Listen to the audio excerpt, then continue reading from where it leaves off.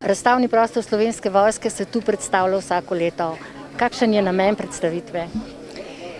Prvo naj povem, da so mi danes povedali tako predstavniki vojske, kot tudi sejma, da je sodelovanje zelo dobro in da traja že vrsto let. In sem vesela zaradi tega in imajo vso mojo podporo. Predstavitev Slovenske vojske na sejmih je dobrodošla zaradi tega, ker na takšen način poskušamo pridobivati vse tiste, ki si želijo vstopiti v službo v Slovenski vojski.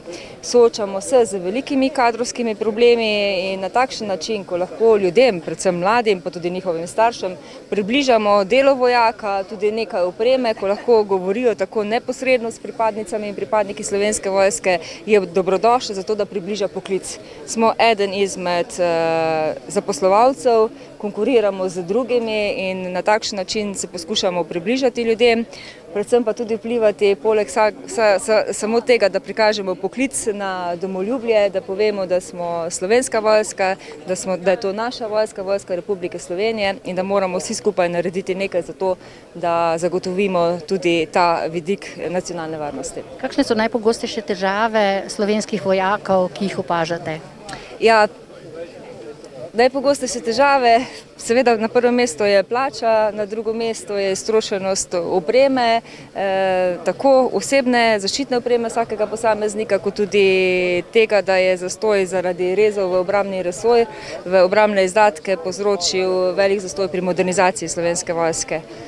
Naredili smo strateški pregled obrambe, pripravljamo ukrepe, pripravljeni imamo že nov zakon o obrambi, tudi zakon o službi Slovenske vojske, tako da vse tisto, kar je v naših možnostih, bomo odpravili in predlagali rešitve.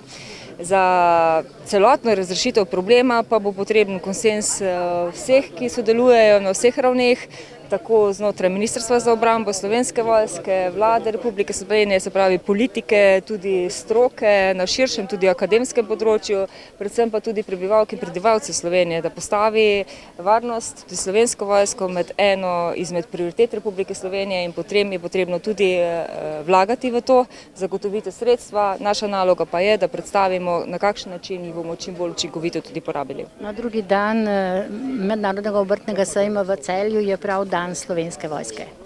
Da, tukaj v Celju Slovenska vojska zelo dobro sodeluje z lokalnim okoljem, povedali so mi, danes tudi igrajo nogometno tekmo s predstavniki mestne občine Celje, da je dobro sodelovanje, da si pomagajo skozi ves čas, ne samo v času sejma in prav to je tudi to, kar je namen Slovenske vojske, se pravi, da smo na razpolago prebivalkam in prebivalcem Republike Slovenije takrat, ko to pomoč potrebujejo, tako tudi v okviru naravnih in drugih nesreč, ampak v okviru svojih pristojnosti in po utečenih postopkih.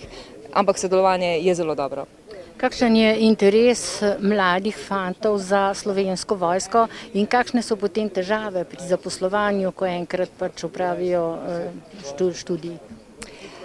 Zdaj mi potrebujemo različne specialna znanja v Slovenski vojski. Ali govorimo samo o vojaku, vojakinji, ali govorimo o kakih specialnih znanjih, ali so to veterinarji, ali so to medicinci, ali so to strojniki, mehatroniki, širok spekter.